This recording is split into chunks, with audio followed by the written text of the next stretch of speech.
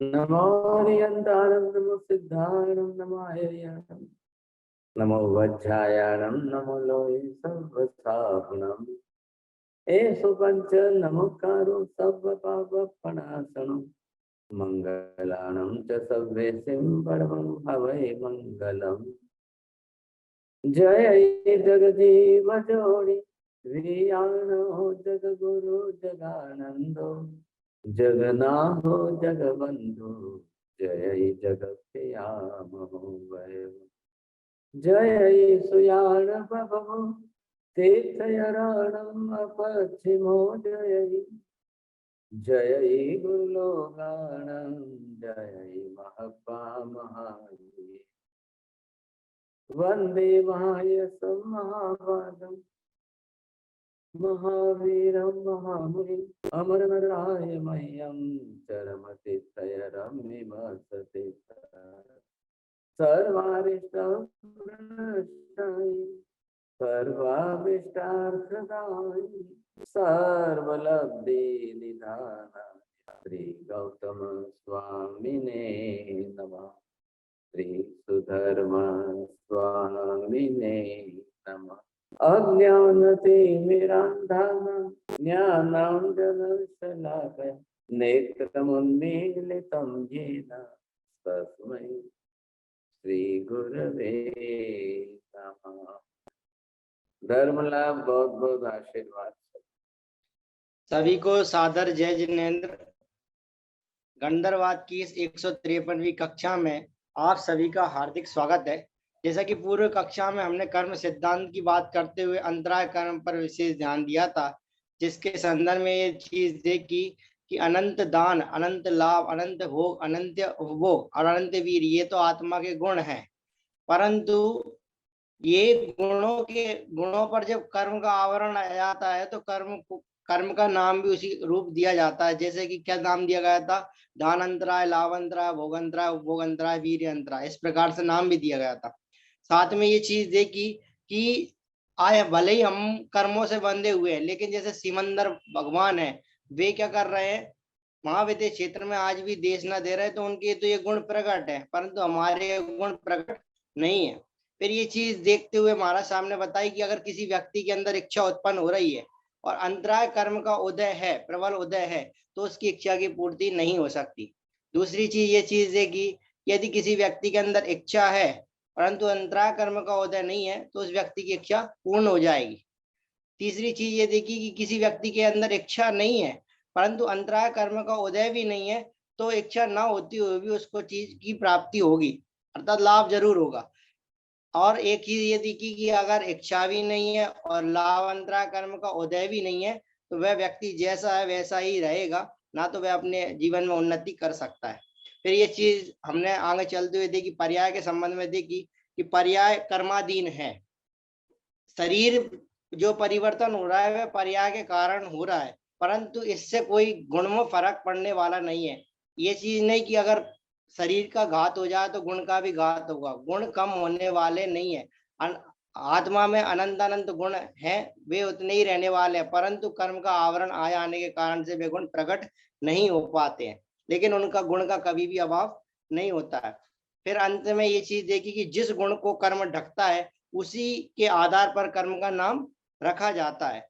और अंतराय कर्म की परिभाषा देते हुए हमारा सामने बताया था कि अंतराय कर्म किसे कहते हैं? विघ्न करना, अर्थात जिसमें विघ्न होता है उसी का नाम ही अंतराय कर्म कहा जाता है। ये पूर्व कक्षा के बारे में हमने विशेष चर्चा की थी। आगे कक्षा के लिए हमारा हिसाब से निवेदन। बहुत बहुत धन्यवाद आपको। आज 21 फरवरी के दिन हम यहाँ पर मंगलवार को दूसरी क्लास गणधरवाद के लिए, गणधरवाद के अंदर हमारा इस समय विषय चल रहा है दूसरे गणधर अग्निभूति कर्म सिद्धांत को नहीं मानते हैं और हम कर्म की सिद्धि कर रहे हैं। कर्म का अस्तित्व है, कर्म की व्यवस्था है, कर्म बंध के कारण है, कर्मों का उदय है, कर्म के निमित्त है और कर्मों का सारा संसार है। ये सारा जो कुछ हमको समझना है, समझे कि नहीं, कर्म के कारण है। सिर्फ बस बात कहाँ आकर रुक रही है? आत्मा अरूपी, अवर्णी, अगंधी, अरसी, अस्पर्शी, अमूर्त, अदृश्य है, वह दिखाई नहीं देगी। कार्बन वर्गना के पुद्गल परमाणु अत्यंत सूक्ष्मतम है, दिखाई नहीं देते हैं। मन वचन काया के योगों से लोग जो है क्रिया प्रवृत्ति व्यवहार करते हैं, और उस व्यवहार में क्रिया प्रवृत्ति में कार्बन वर्गना के पुद्गल परमाणु अंदर आकर के आत्मा पर चिपकते, ये कुछ भी पता नहीं चल रहा है, कुछ भी नहीं समझ में आ रहा है, तो कोई क्यों कर्म मानेगा? लेकिन हवा नहीं दिखाते हुए तार पर लटक रहे कपड़े हिल रहे हैं तो हवा को आसानी से मान रहे हैं। इलेक्ट्रोमैग्नेटिक वेव नहीं दिखाई रही है, फिर भी बरोबर रिंग आ रही है, हम मान रहे हैं। कोई इलेक्ट्रोमैग्नेटिक वेव दिखाई नहीं दे रही है, लेकिन नेट में पकड़ रहे हैं, और इस नेट के साधन से मोबाइल में आप दृश्य को देख रहे हो तो बरोबर मानना पड़ रहा है। न दिखाई देना, यह नहीं मानने के लिए इतना बड़ा कारण हमको नहीं बनाना चाहिए। बोलिए विपुल जी, पहले ये वाक्य बोलेंगे आप? महाराज जी मेरा उपयोग नहीं था। चलो बोलिए राहुल जी, बोलिए। ना दिखाई दे उसको इतना बड़ा कारण हमें नहीं मानना है। अरे आप भी शब्द छोड़ के बोलते हो, ऐसा मत करो। नाटा जी बोलिए। नहीं, चलो साहब, हाँ बोलिए चौड़िया जी। फिर है कि हवा दिखाई नहीं देती है, फिर भी हवा के द्वारा जो कपड़े, एक ही सेंटेंस, लास्ट सेंटेंस। नहीं, न दिखाई देने के देने को कि सब वो कारण मान लेना, ये उचित नहीं है। बोलिए मेहता जी, बोलिए आप। न दिखाई दे ये इसीलिए वो वस्तु है नहीं, ऐसा मानने की गलती नहीं करनी, ऐसा मानना नहीं चाहिए। हाँ, नहीं दिखता है इसलिए आप मानो ही नहीं, ये गलती हमको नहीं करनी है। तो फिर केवल ही है किस लिए? भगवान का उपयोग क्या है, क्यों है? सर्व सामान्य लोगों को ये कर्म कुछ भी दिखाई देने वाला नहीं है। मैंने अभी क्या क्या गिनाया आपको। आत्मा अदृश्य रूपी है, नहीं दिखाई देगी। कार्बन वर्गना के पुद्गल परमाणु अदृश्य रूपी है, लेकिन रूपी होते हुए भी सूक्ष्मतम है, इसलिए नहीं दिखाई देंगे। मन वचन काया के योगों की क्रिया प्रवृत्ति हम करते रहेंगे, करेंगे, लेकिन उस समय कार्बन वर्गना के पुद्गल परमाणु अंदर आत्मा में आकर कर्म बन रहा है, ये प्रक्रिया नहीं पता चलेगी। आप दूध पी रहे हो या जो भी कुछ खा रहे हो पी रहे हो, वो आपके शरीर में जाकर एनर्जी बना रहा है, आपको दिखाई नहीं दे रहा है। लेकिन आप सुबह उठ करके फ्रेश होकर, सक्रिय होकर, एक्टिव होकर दिन भर काम करते हो, ये आपकी एनर्जी बरोबर चल रही है, ये तो दिख रहा है कि नहीं? बरोबर लोग समझ जाएंगे सब्जेक्ट। फर्क तो पड़ेगा कि नहीं पड़ेगा, सोचिए। यहाँ पर देखिए, पहले मैं ये चित्र आपको दिखा रहा हूं। मैंने अभी आपको सिद्धांत बता दिया है कि न दिखाई देने के कारण अपनी मान्यता ऐसी उल्टी मत बता लो कि है ही नहीं, वस्तु ही नहीं, ऐसा। बात तो यहीं पर है। न दिखाई देते हुए भी सर्वज्ञ केवली के वचन के आधार पर मानना, ये है सम्यक दर्शन। बोलिए विभा बहन, बोल सकते हैं तो बोलना, नहीं तो नहीं। न दिखाई दे फिर भी सर्वज्ञ केवली के सिद्धांत पर मानना, वही सम्यक दर्शन है। बस बहुत बड़ी बात हो गई, समझे कि नहीं? आप इसका उल्टा बोल के बताइए साहब। हंसाबेन आनो वाक्य नो उल्टू ऊंधू करी देखा रहा।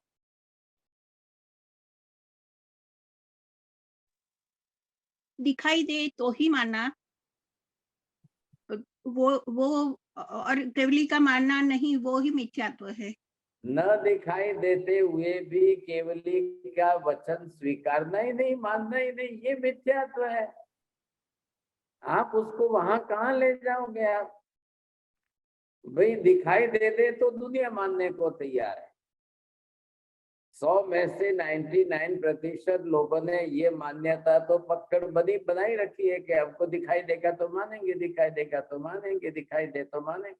अरे दिखाई देने के बाद भी नहीं मानते लोग, और सब दिखाई देने पर सारा व्यवहार उसका सत्य हो जाता है। ये चांद दिख रहा है, चंद्रमा दिख रहा है, इसीलिए इसी चांद पर गए, ये मान लिया आपने, पकड़ के बैठ गए।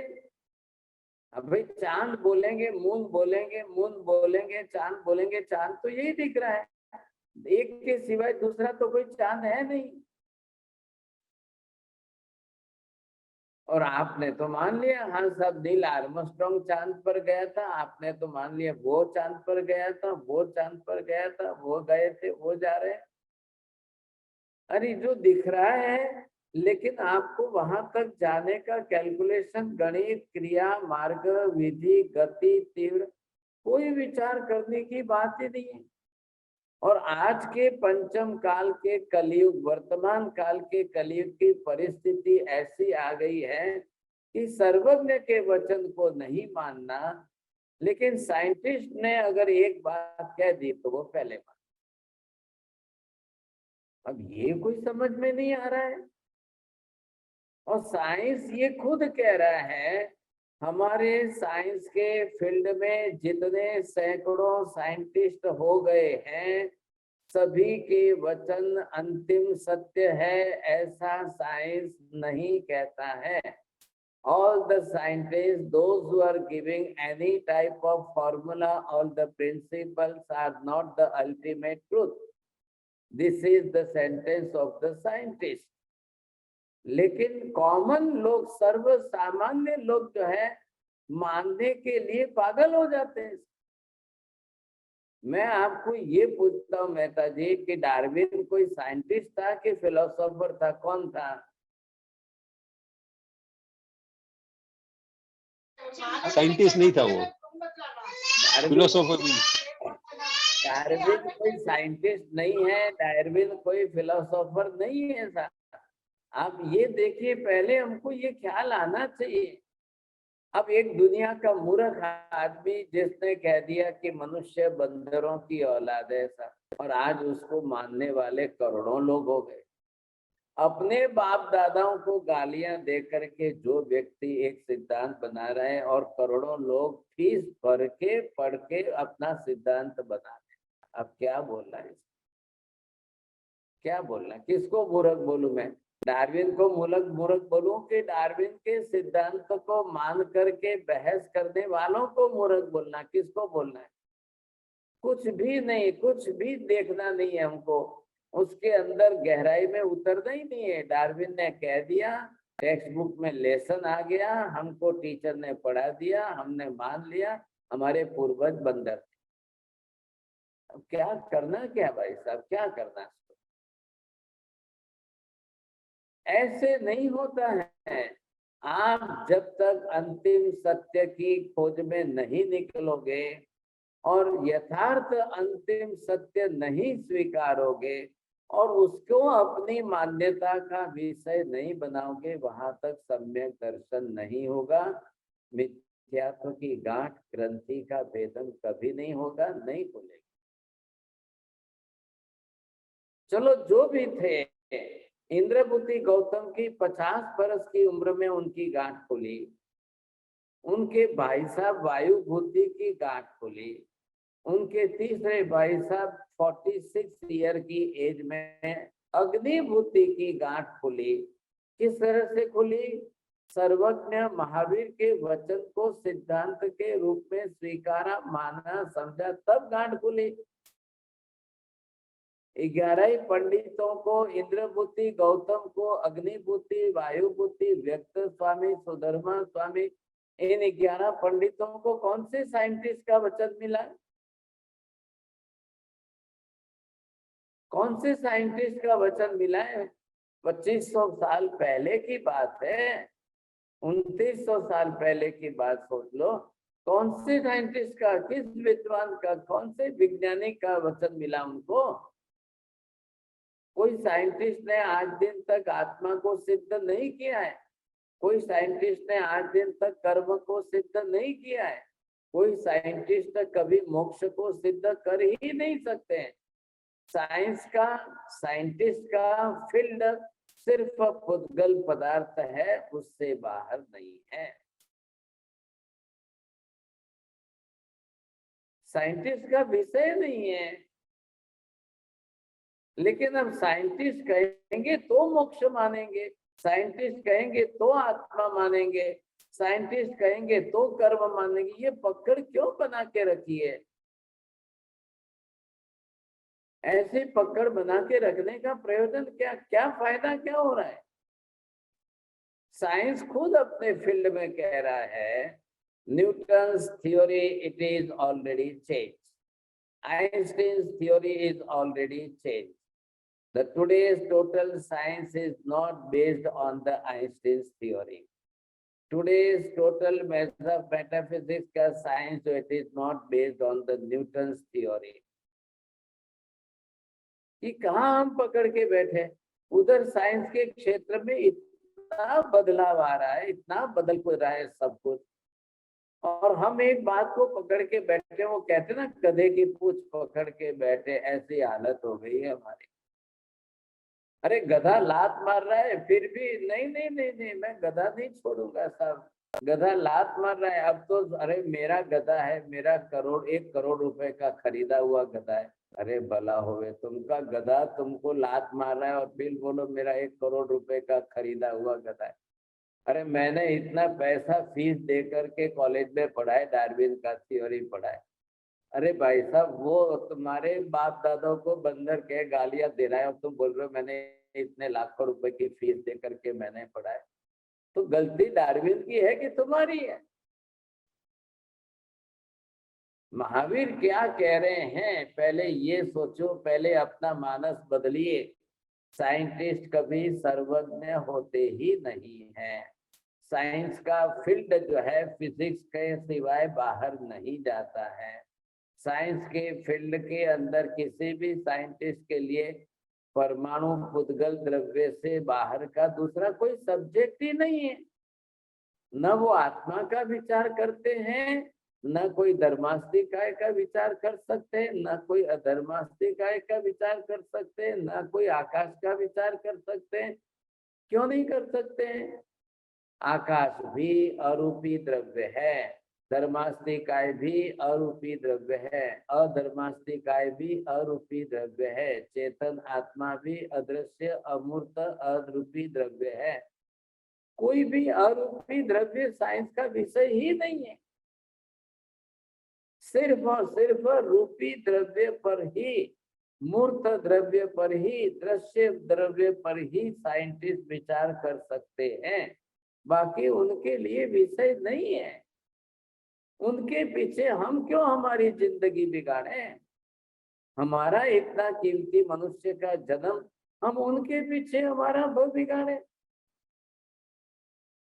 और ऐसा जो मानने वाले हैं, ऐसे कितने लोगों ने साइंटिस्टों के बारे में अभ्यास किया है, साइंस के बारे में पढ़ा है? नहीं, लेकिन फिर भी मान्यता वैसी बनाकर बैठ गए।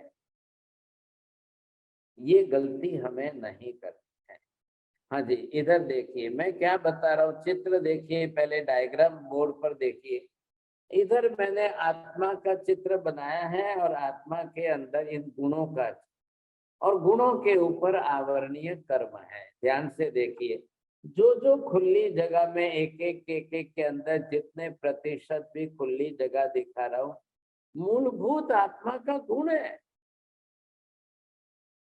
अब आप सब गुणों को नाम दे दो। ये समता का गुण है, ये नम्रता का गुण है, ये सरलता का गुण है, ये संतोष का गुण है, ये गंभीरता का गुण है, ये धैर्य का गुण है, ये शांति का गुण है।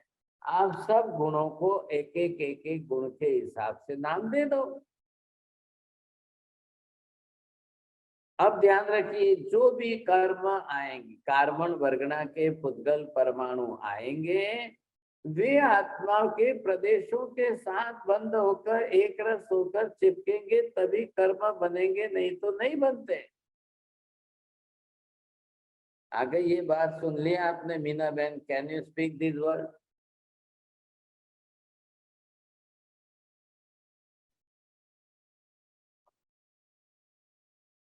नहीं, चलो साहब बोलिए नाटा जी। आत्मा के मूलभूत गुण है नम्रता, सरलता, संतोष, धैर्य, गंभीरता, शांति। तो कार्बन वर्गणा के पुद्गल परमाणु आत्मा के प्रदेशों में आकर चिपकेंगे तो कर्म बंधेंगे। बरोबर। अब जो कर्म बंध गए वो आत्मा के किसी न किसी गुण को ही ढकने वाले हैं। क्यों ढकेंगे? गुण को क्यों ढकेंगे? प्रत्येक प्रदेश आत्मा का गुणवान है, एक एक प्रदेश अनंत गुण वाला है, एक एक प्रदेश में एक एक गुण का प्रमाण अनंत है, एक एक प्रदेश में अनंत गुण है, एक एक प्रदेश में अनंत गुणों का प्रमाण अनंत है। अब सब वाक्य आप नहीं बोल पाएंगे, मैं भी समझता हूँ, लेकिन ये जो है, जब गुण ही प्रदेश ही गुणवान है, प्रदेशों का समूह ही आत्मा है, फिर सवाल कहाँ हो रहा है? अब वो गुण को ही ढकेंगे। ये मैंने यहाँ पर देखिए चित्र में देखिए आप, मैंने आवरण किया है, आवरण बनाया है। इससे आपको क्या समझना है? हाँ, ये जरूर है कि एक भी गुण आत्मा का 100% पूरा नहीं ढका है, ये बात भी इतनी ही सही है। आ रही है बात ख्याल में आपको? बोलिए साहब, सुरेश जी बोलेंगे ये शब्द? हमारा सब मतलब आत्मा के गुण संपूर्ण रूप से नहीं ढक गए। हाँ जी, फिर वापिस जरा आंसर में क्लियर करेंगे आप पूरा वाक्य? आत्मा के प्रदेशों के साथ इतने भी कर्म बंधे, लेकिन उनका पूरा 100% गुणों को ढक नहीं सकते। बोलिए नाटा जी, एक सेंटेंस ही है। एक भी गुण आत्मा के 100% नहीं ढके हुए हैं। एक भी गुण आत्मा का 100% संपूर्ण नहीं ढकता है, बरोबर है। अब जिसके जितने प्रतिशत गुण तो ढकेंगे, गुणों पर ही आवरण आएगा, उसी का नाम कर्म है। हाँ, द्रव्य कर्म तो हो गया आत्मा प्रदेशों के साथ बनकर। कार्य कर्म, ध्यान रखना, कर्म का कार्य क्या है? जब कर्म कार्य करके सक्रिय होता है उसका नाम रखा है कार्य कर्म, क्रियान्वित कर्म, ऐसा बोलिए। अब ये जो गुण है आत्मा के सभी गुण, इस गुण के ऊपर ये कर्म, इस गुण के ऊपर ये कर्म, इस गुण के ऊपर ये कर्म, समता के गुण के ऊपर कर्म, नम्रता के गुण के ऊपर कर्म, सरलता के गुण के ऊपर कर्म, संतोष के गुण ऊपर कर्म, ये सब आवरण आ गए। मैंने काले रंग के गॉगल्स पहन लिए, मेरी आंख थोड़ी काली है, मैंने काला रंग का गॉगल्स पहना है, मुझे सफेद कपड़ा भी काला दिख रहा है, सफेद दूध भी मुझे काला दिख रहा है। बात इतनी सी है बस। अब यहाँ पर क्या हुआ है, जितने प्रमाण में जो ये ढका है, तो उस कर्म के कारण आत्मा विपरीत आचरण कर रहा है। इधर देखिए बीच में क्या है, केंद्र के अंदर बीच में आत्मा की अनंत शक्ति। अब ये शक्ति आपकी गुण में जा रही है कि कर्म में जा रही है? ये शक्ति आपके कर्म में जा रही है कि गुण में जा रही है? दिख रहा? हाँ जी, थोड़ा ध्यान से देख लो, इधर समझ में आ गया? आत्मा की शक्ति अनंत है। अब मेरी शक्ति गुण में जा रही है कि कर्म में जा रही है? आपको सामने व्यक्ति कौन मिला है? इधर ये जो है समता का गुण है, और इधर समता के इस गुण के ऊपर ये कर्म आ गया, क्रोध मोहनीय कर्म।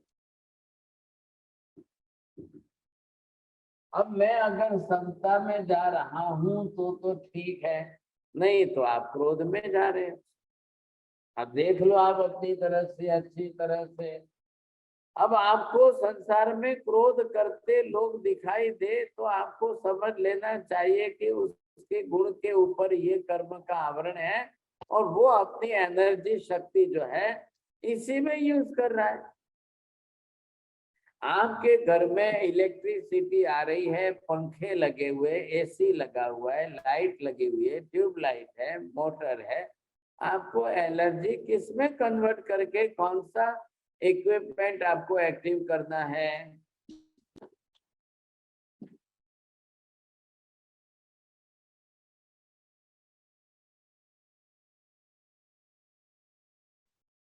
हाँ, तो ये आपको पहले देख लेना है। तो जो जीव गुण के अनुरूप क्रिया प्रवृत्ति करे तो भी आप समझ जाओगे, और जो जीव कर्म के अनुरूप क्रिया प्रवृत्ति करे तो भी आप समझ जाओगे। व्यवहार में तो पता चल ही रहा है ना, दोनों ही बात समझ में आ रही है। ये जो है मान मोहनीय है, ये माया मोहनीय है, ये लोभ मोहनीय है। अब इसी तरह से कर्मों को नाम दिया गया, संज्ञा बनाई गई। आत्मा के जिस गुण पर जो आवरणीय कर्म लगा है उसके हिसाब से उस कर्म को संज्ञा दी है। तो संज्ञा किसके हिसाब से दी है? आत्मा के गुण के हिसाब से दी है। या तो आवरण शब्द जोड़ करके कर्म की संज्ञा बनाओ, या नए तरीके से दूसरी कोई उल्टी सीधी संज्ञा दे करके बनाओ, लेकिन कार्य क्षेत्र वही होगा। आपने शक्कर डाल के दूध मीठा किया, गुड़ डाल के दूध मीठा किया, स्वीटनर डाल के मीठा किया, आर्टिफिशियल कोई डाल करके, अरे जो करना है, दूध मीठा हुआ ना। आपका उद्देश्य था, आपको दूध मीठा करना था, आपने कर लिया। अब कौन देखने गया कि आपने शक्कर डाल के मीठा किया है? कौन देखने गया कि आपने गुड़ डाल के मीठा किया है? कौन देखने गया कि आपने स्वीटनर डाल के, आर्टिफिशियल गुड़ डालकर? अरे भाई साहब, पीने वाले बच्चे को तो लग रहा है दूध मीठा है, बस। अब वो पीने वाला बच्चा तो कारण के पीछे नहीं जा रहा है, मम्मी बना कर दे रही है, बच्चा दूध पी रहा है, बस बात पूरी हो गई। यहाँ पर आपने क्या देखा है? तो संसार में जब कोई मेरे को 10 गाली देवे फिर भी मेरे को गुस्सा नहीं आता है, मुझे कोई मारे तो भी मुझे गुस्सा नहीं आ रहा है, तो ये मेरी समता के गुण का प्रमाण दिख रहा है आपको। और कोई मेरे को एक अपशब्द कहते ही मेरे को जो है क्रोध की भंवर चढ़ जाए, तो समझ लो क्रोध मोहनीय कर्म है। क्यों भाई साहब, महावीर को लोग 1000 गाली देते थे फिर भी महावीर प्रतिकार नहीं करते थे।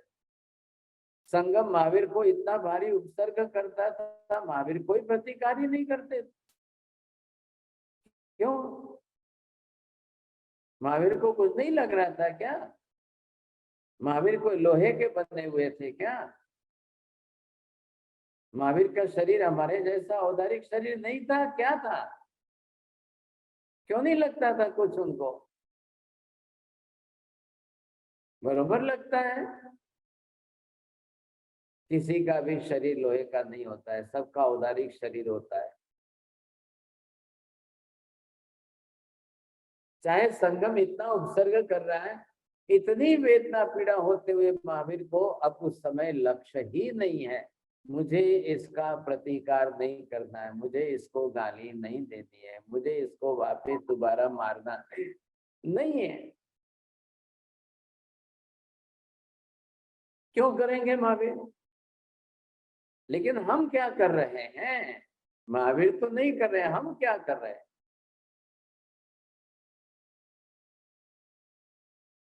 महावीर इतना सब कुछ संगम के उपसर्गों को सहन कर रहे हैं, गौशाला के उपसर्गों को सहन कर रहे हैं, ग्वाले के उपसर्गों को सहन कर रहे हैं। क्यों कर रहे हैं? महावीर इस समय अपने इस अनंत वीर्य गुण को आत्मा के गुण में एनर्जाइज कर रहे हैं। शक्ति का गुण का शक्ति का उपयोग गुण में करोगे, गुण सक्रिय होगा। शक्ति का उपयोग कर्म के आवरण में करोगे, कर्म सक्रिय होगा। इधर देखिए, मैं समता में ले जा रहा हूँ, समता प्रकट होगी। यही एनर्जी मैंने क्रोध मोहनीय कसाय के अंदर ले गया, मेरा क्रोध कसाय मोहनीय। लोग इतना चिल्लाने लगेंगे, रास्ते पर लोग खड़े हो जाए, इकट्ठे हो जाएंगे। अब भी रास्ते पर लोग इकट्ठे हो गए जाएंगे, समझेंगे क्या फायदा हुआ? कर्म तो बन रहा है। इधर नम्रता का गुण है, इधर मान कसाय है। मैं अगर मेरी एनर्जी शक्ति को मैं नम्रता के गुण में उपयोग कर रहा हूं, मेरा विनय विवेक गुण बढ़ रहा है। और जब विनय विवेक का गुण बढ़ेगा तो आवरणीय कर्म के परसेंटेज घटेंगे, बिल्कुल घटेंगे। अब मैं उसको विपरीत रूप में ले जा करके आवरणीय कर्म में उपयोग कर रहा हूं तो कर्म बढ़ेगा। बरोबर दिखाई दे रहा है, क्योंकि गुण के रिएक्शन के रूप में कर्म है।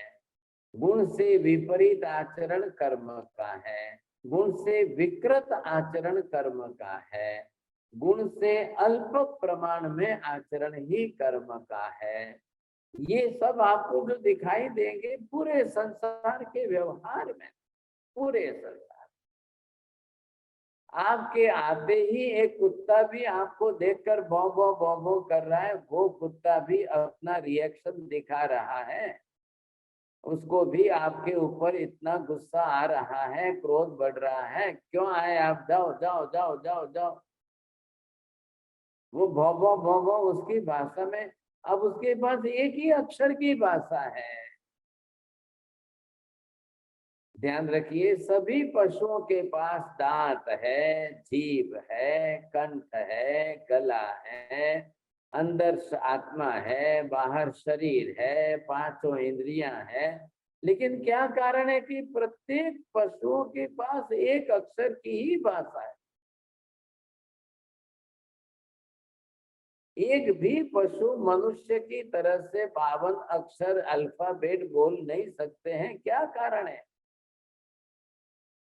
हाथी देखो, एलिफेंट इतना बड़ा प्राणी है, गला है, कंठ है, दांत है, जीभ है, सब कुछ है। कोई किसी भी प्राणी को देखो, बकरी को देखो बै बै करेगी, बंदर को देखो चींची चींची करेगा सब, गधे को देखो, घोड़े को देखो। एक भी प्राणी आप देख लो, किस प्राणी के पास में मनुष्य की तरह से संपूर्ण अक्षरों का उच्चार करने की भाषा की वाचा है क्या? क्यों नहीं है? क्यों नहीं है? अब इसका रिसर्च कोई साइंटिस्ट करने वाले हैं क्या? आज दिन तक के हजारों वर्षों के अंदर किसी साइंटिस्ट ने ये रिसर्च करके बताया है क्या? जीभ है, दांत है, होठ है, कंठ है, गला है, सब कुछ है, मनुष्य बरोबर सब कुछ बोल सकता है, दूसरे प्राणी क्यों नहीं बोल सकते? मनुष्य अपने दांत दिखा करके हंस सकता है, इन दूसरे प्राणियों को दांत दिखा करके हंसने का कब देखा आपने? क्या ये कर्म नहीं है? बिना कर्म वाले जीव है सब।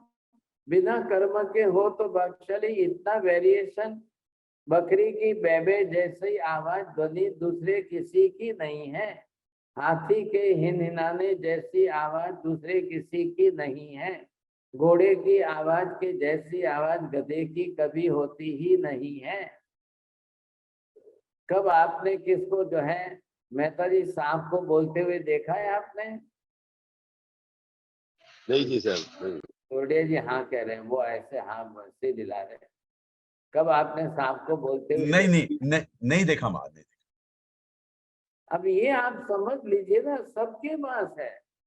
एक पैरोट को, पोपट को आप दो बार राम राम राम राम बोलना सिखाओगे, जाके मति ज्ञान में, मेमोरी में सेट होगा, वो बार बार करने से बोल तो सकेगा। अब कुत्ते को जाके राम राम बोलना सिखाओ साहब, ये इनको आंचलिया जी को बोलिए, इनके घर में डॉगी को पालते हैं, ये बोलना सिखाएंगे?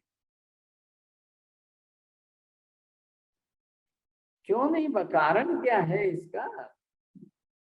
क्या कारण क्या है ये सोचिए ना, आप समझेंगे नहीं। तो ये बता रहा है कर्म की सत्ता, ये एग्जिस्टेंस ऑफ कर्म जो हमको देखना है उसकी बात है। अब यहाँ पर मैं आपको ये बता रहा हूँ, इधर देखिए, जब आत्मा की शक्ति गुण में सक्रिय होगी तो गुण को बढ़ाएगी, लेकिन गुण बढ़ेगा कब, कैसे बढ़ेगा? आवरणीय कर्म की निद्रा होगी, परमाणु घटेंगे, तब जाकर गुण बढ़ेगा, नहीं तो नहीं बढ़ेगा। अगर आपने आत्मा के गुण के अनुरूप क्रिया प्रवृत्ति व्यवहार अच्छी तरह से किया, जरूर आपके आवरणीय कर्मों की निद्रा होगी तो ही गुण बढ़ेगा, नहीं तो नहीं बढ़ पाएगा। ये बात इतनी सही है। तो ये हमें समझना है ना, पहले इतना ही समझना है बस, और कुछ नहीं। इतना हमको समझने से ख्याल आ जाएगा, बहुत बड़ा काम हो जाएगा। बिना कर्म के इधर हम इस बात को स्वीकार ही नहीं कर सकते। हाँ जी, अब आप समझ लो, जिन लोगों ने कर्म सत्ता स्वीकारी ही नहीं है, तो वो इतना सब अलग अलग कैसे स्वीकार करेंगे, ये आपको देखना है। अभी ये जो है गुण जिसमें शक्ति आपकी जिसमें गई, और इधर मैं ये कह रहा हूं कि यही आत्मा की शक्ति है, ये अनंत वीर्य शक्ति। अब ये शक्ति ही ऑलरेडी हमारे आवरणीय कर्म से आवृत हो गई।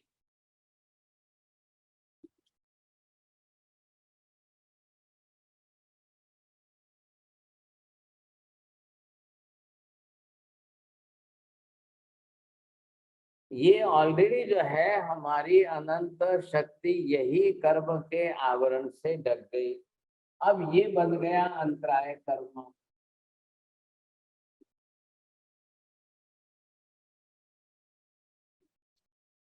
अब ये अंतराय कर्म आपका जो बढ़ा है, जितने प्रमाण में बढ़ा है,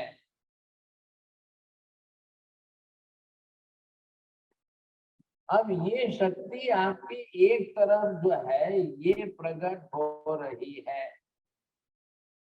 हाँ, कितने प्रतिशत में प्रकट हो रही है, कितने प्रमाण में? ये दान गुण में जा रहे हैं।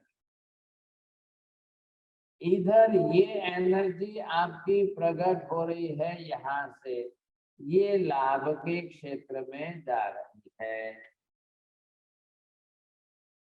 ये एनर्जी शक्ति आपको यहाँ पर प्रकट हो रही है, ये भोग के क्षेत्र में ये शक्ति यहाँ प्रकट हो रही है, अनंत ये उपभोग के विषय में जा रही है।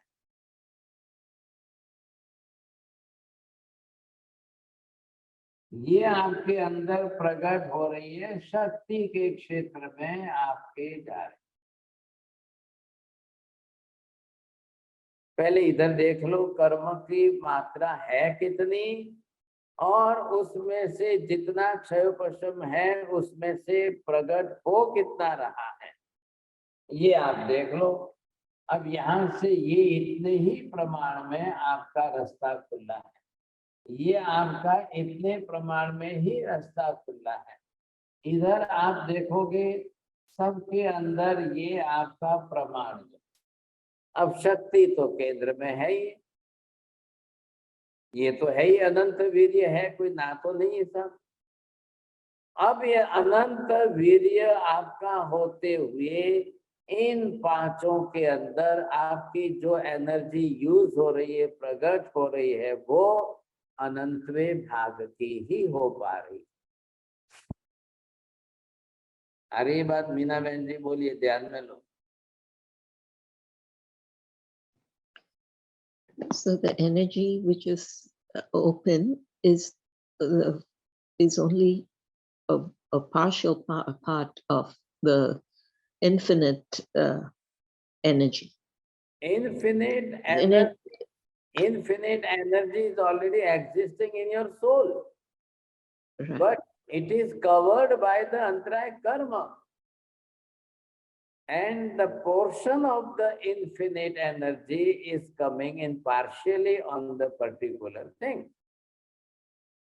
So that partially, that percentage of that, either it is 5%, either it is 10%, or it is how much percent it is, just a bahar aa rahi hai, pragat ho rahi hai, that energy which is coming in use. Every day, in day-to-day life, you can realize that how much energy I am feeling. And day-to-day life, you can feel that how much karma, the covered energy which I feel myself. प्रत्येक जीव के लिए प्रतिदिन का यह प्रत्यक्ष अनुभव का विषय, सबके लिए अनुभव का विषय। अब हम कैसे कहें नहीं नहीं नहीं कर्म है ही नहीं, कर्म है ही नहीं, कर्म है ही नहीं, तो सबका एक तरीका होना चाहिए कि नहीं? If there is no existence of any type of karma, तो संसार के अंदर अनंत समस्त जीवों की सब कुछ क्रिया प्रवृत्ति एक सरीकी, एक जैसी, एक प्रमाण में होनी चाहिए, लेकिन नहीं हो रही है। नहीं हो रही है तो क्या करना? इसका कोई रास्ता है कि नहीं है? तो क्यों नहीं हो रही है? शक्ति अनंत वीर्य है, इसमें तो कोई दो राय नहीं। इधर जो है ये शक्ति अगर इतनी भी प्रकट नहीं हो, इधर देखिए ये जो है अनंत वीर्य की शक्ति, और ये है वीर्यांतराय कर्म। इधर हो जाएगा इसमें दानांतराय कर्म, इसमें हो जाएगा लाभांतराय कर्म, इसमें हो जाएगा उपभोगांतराय कर्म, इसमें हो जाएगा उपभोगांतराय कर्म। ये सब कर्म बन गए, आवरणीय कर्म हो गए।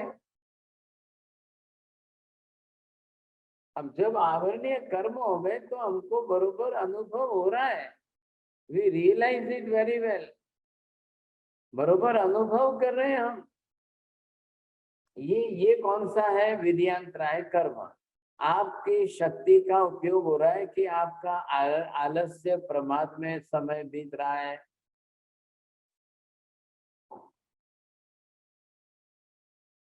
शक्ति का उपयोग हो रहा है कि आलस्य प्रमाद में? आलस्य प्रमाद यह विद्यांतराय कर्म का कारणीभूत निमित्त है।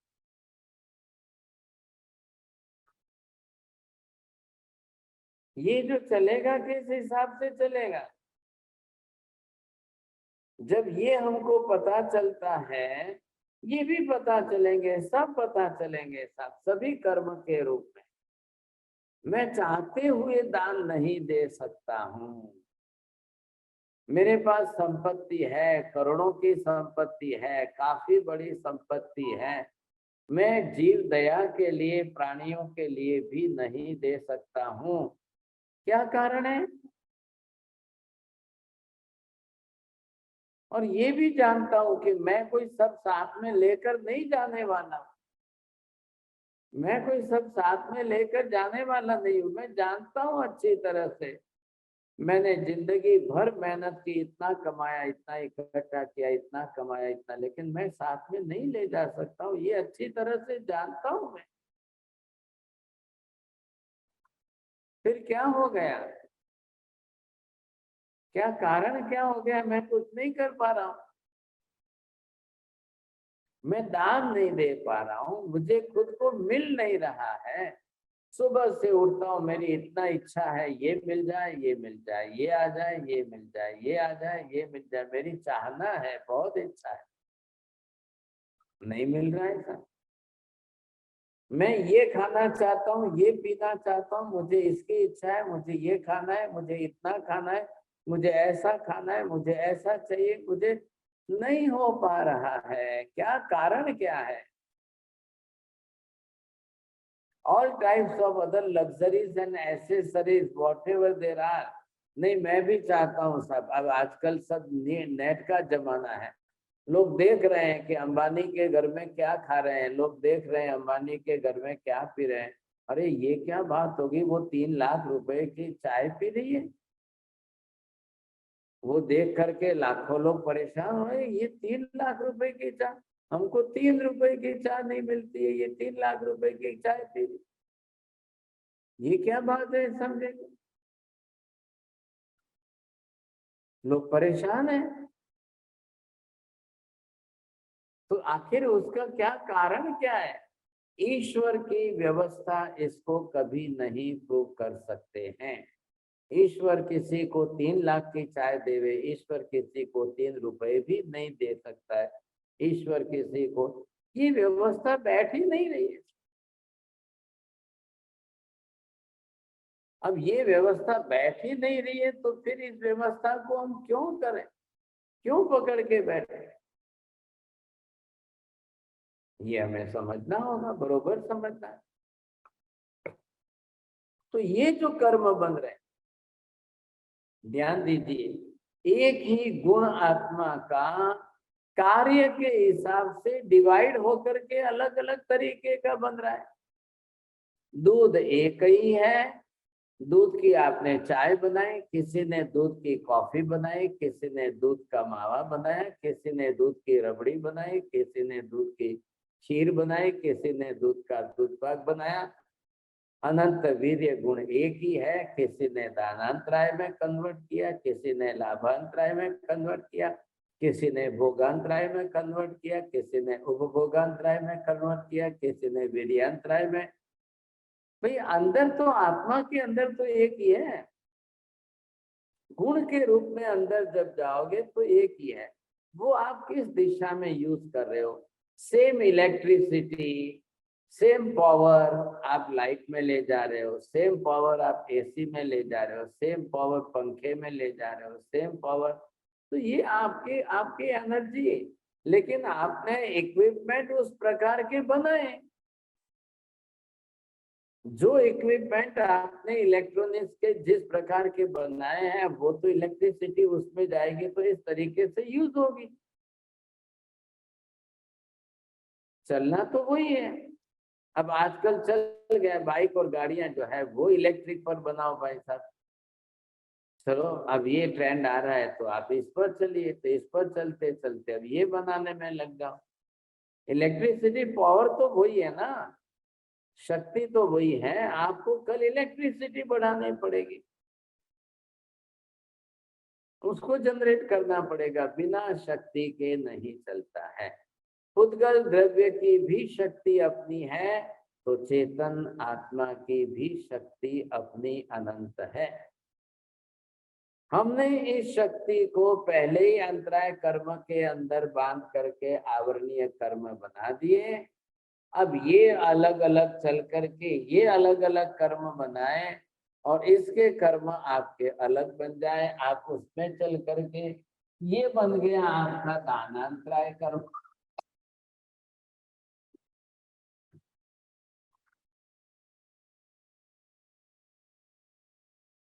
इधर आकर के ये बन गया लाभांतराय कर्म। इधर आपका आकर के ये कर्म बन गया भोगांतराय कर्म। इधर आकर के ये कर्म बन गया उपभोगांतराय कर्म।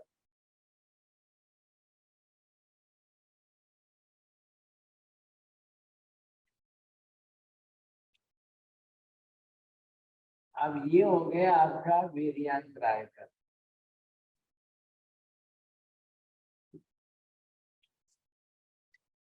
एक ही गुण जो है वही सबके अंदर डिवाइड हो करके अलग अलग तरीके से एक्टिव।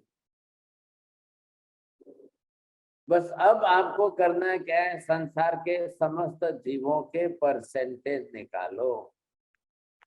हर जीव के सबके अपने अपने परसेंटेज आप निकालिए। अब उस हिसाब से बताइए साहब, अब जैन साहब की दान शक्ति ज्यादा है कि उनके मित्र चौड़िया जी की दान शक्ति ज्यादा है या सुरेश जी की दान शक्ति ज्यादा है कि आचल्या जी की दान शक्ति ज्यादा है। अब सबको अपना अपना मालूम है, सबको अपना अपना ख्याल है। आपकी एनर्जी, आपकी दान लब्धि, दान शक्ति आप किस में दे रहे हो, कितना दे पा रहे हो, कितना कर पा रहे हो, कितना सामने से हो रहा है, कितना करना चाहते हो, आपको अपना अपना देखना है साहब। अब फिर बाद में लाभ शक्ति भी देख लो, भोग शक्ति देख लो। मैं खाता बहुत हूं लेकिन मुझे डाइजेस्ट ही नहीं हो रहा है। मैं बहुत खाता हूँ, मेरे घर में बहुत है, इतना है, ड्राई फ्रूट्स मेरे घर में इतना है, रोज इतना है, मैं रोज खा सकता हूँ, लेकिन मैं 10 दाने भी खाऊं तो मुझे तो डाइजेस्ट ही नहीं हो रहा है। इधर किसी को खाने पर लूज मोशन होते हैं, इधर किसी को खाने ही नहीं मिल रहे, इधर किसी को क्या। ऐसी परिस्थिति संसार के अंदर सबकी है। तो ये देखिए कर्म है, आपको प्रूफ ये करना है कि आप कर्म को प्रूफ कर रहे हो, बात ये आ रही। हाँ जी मीना बहन जी बोलिए। So there's how the other things we understand, you know, the Dhanantray and all that, do more donations and all this thing.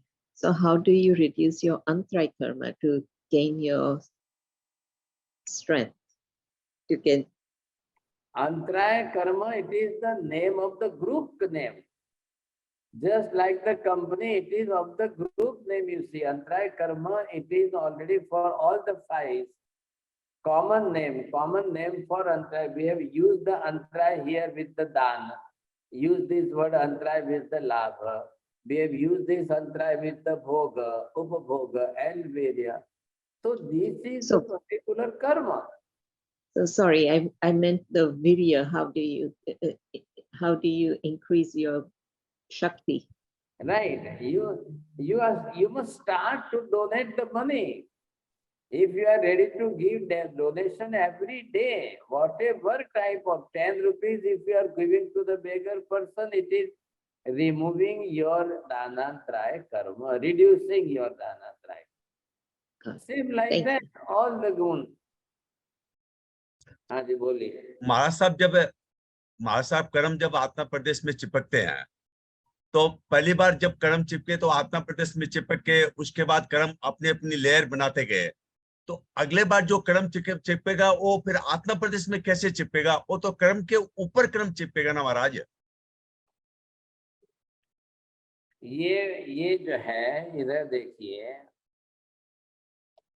ये कपड़ा है व्हाइट कपड़ा। अब मैं इसके ऊपर यहाँ पर इंक लगा रहा हूँ पेन से, ये आज लग गई, ये कल लगेगी, ये परसों लगेगी, तब इंक पर लगेगा कि कपड़े पर लगेगी? हाँ, ये बात सही है, राइट मास्टर। ये तो कपड़ा ही है ना, ये हॉरिजॉन्टल एंड वर्टिकल थ्रेड। अब ये थ्रेड का ग्रुप कपड़ा है, आज इंक लगा, ये तो सूख गई, एब्जॉर्ब हो गई। अब मैं कल दूसरी बार लगाऊंगा सेम, तो वो फिर टच किसको करेगी? अंदर तो मूल जो cross points of the thread, वही कपड़ा एब्जॉर्ब करेगा, फिर तीसरी बार करेगा, फिर चौथी बार करेगा। हाँ, ये जरूर है, लेयर बढ़ता जाएगा, लेयर।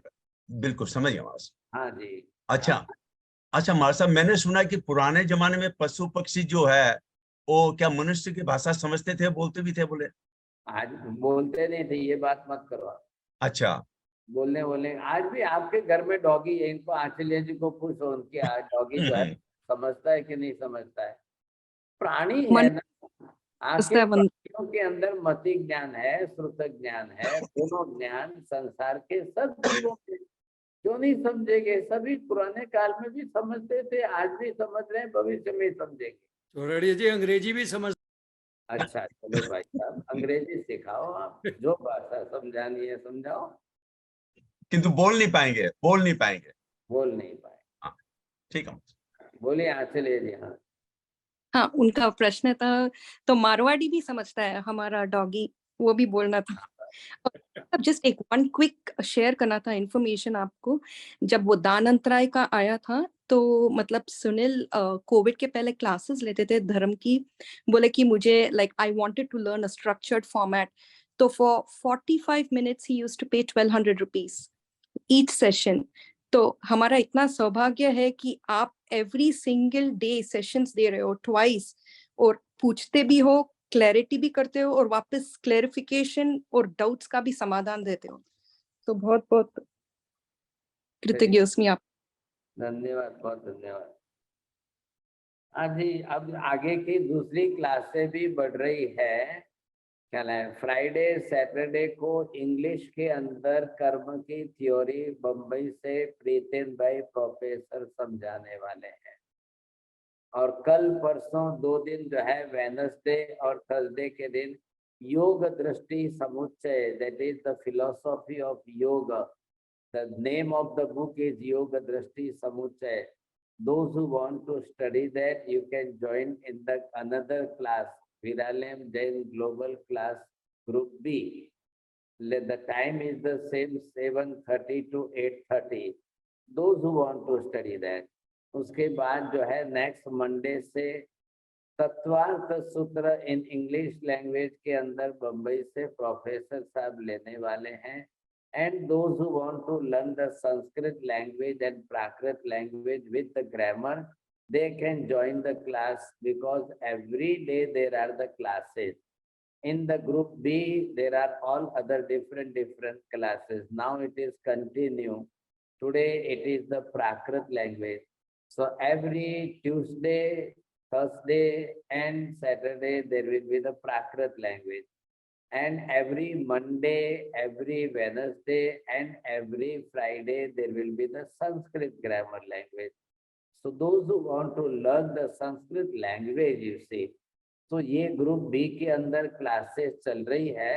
आप तो इसमें सीख रहे हो, पर those who want to learn, you see, तो उनको भी आईडी और वगैरह सब ग्रुप में आया हुआ है, टाइम टेबल भी आया हुआ है, सबके पास पहुंचा है। आपको किसी को देना है, भेजना है, कहना है पढ़ने के लिए, आप उनको बता सकते हो, कह सकते हो। ये क्लासेस तो अपनी चल रही है, वो चल ही रही है साथ, इसमें तो कोई दो राय नहीं।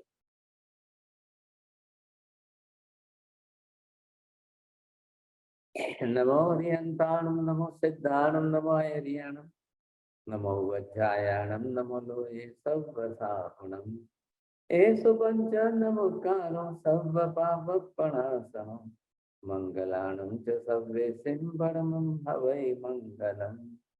मंगलम भगवान वीरो, मंगलम गौतम प्रभु, मंगलम शूलिभद्राध्या जैन धर्मोस्तु मंगलम। चत्तारि मंगलम अरिहंता मंगलम, सिद्धा मंगलम साहु मंगलम, केवली पन्नतो धम्मो मंगलम। चत्तारि लोकोत्तमा, अरिहंता लोकोत्तमा, सिद्धा लोकोत्तमा, साहु लोकोत्तमा, केवली पन्नतो धम्मो लोकोत्तमो। चत्तारि शरणं पवज्जामि, अरिहन्ते शरणं पवज्जामि, सिद्धे शरणं पवज्जामि, साहु शरणं पवज्जामि, केवली पन्नतं धम्मं शरणं पवज्जामि। सर्वमंगलमांगल्यं सर्वकल्याणकारणं, प्रधानं सर्वधर्माणां, जैनं जयति शासनम्। धर्म लाभ, बहुत बहुत आशीर्वाद।